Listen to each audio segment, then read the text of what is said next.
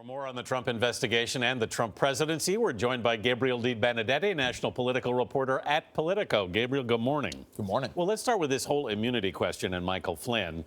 His lawyer says he has a story to tell. At least so far, the House and Senate don't seem to be interested in the immunity offer. What do you think is going on here? Well, he clearly has a story to tell, but basically what he is doing here is trying to make sure that he's not in legal trouble, obviously, but he is trying to make clear to people that he is in the middle of all this and that he's really the good guy in this situation.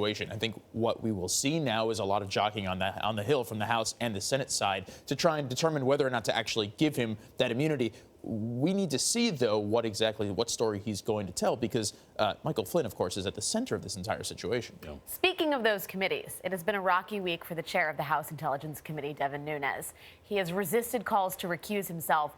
Where do you think this leaves the House investigation? I know the Senate stepped in and said, we're going to be the adults in the room here. Yeah, that's exactly right. I think what you're going to continue to see, at least all signs point to it, is continued divisions between the Democrats and the Republicans on the House side. The Democrats have essentially called for Nunes to step aside. They're more or less saying that he is too partisan, too tied to the White House at this point, and that all of his actions moving forward are not going to be credible.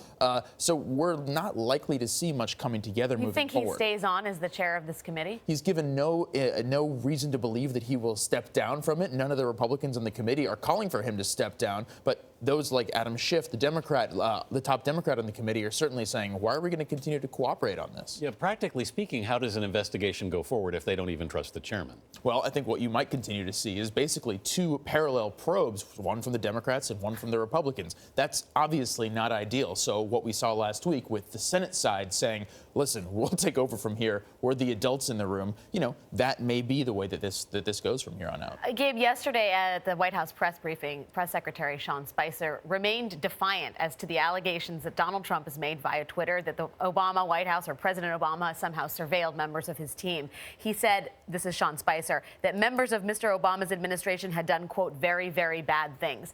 Is there any proof of that at this point? Still no proof of that. But what we are continuing to see is the White House push this line. The White House knows that these briefings, in a way that they've never been before, are now appointment viewing for millions of people around the country. They are trying to get this message out there. Yeah. Never before has a daily press briefing been seen like this or been thought of like this. But this is the White House's message, regardless of what the actual evidence on this situation is. Meanwhile, there is actually a legislative agenda here that's sort of been sidelined by this.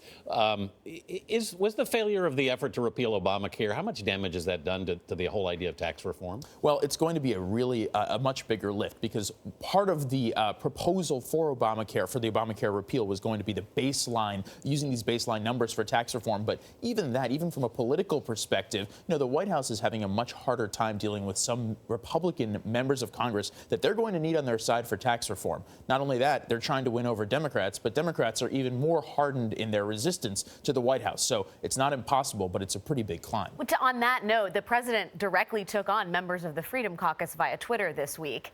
Is there eventual détente there? How does that relationship go in the next couple weeks, given the fact that he needs them to pass any of his legislative priorities? That's exactly right. I think what you're going to see is a lot of backroom stuff where the White House is going to try and reach out to these folks. But realistically, if that doesn't work, you're going to continue to see ratcheted up emotions on both sides, especially as lawmakers go home to their districts in the coming weeks and hear from their actual constituents. But the White House doesn't seem to be backing off yet. In some cases, even suggesting maybe primary challenges are in order for these high stakes chicken, yeah, if you will. Gabriel Debenedetti, thanks for being with us this morning. Thank you.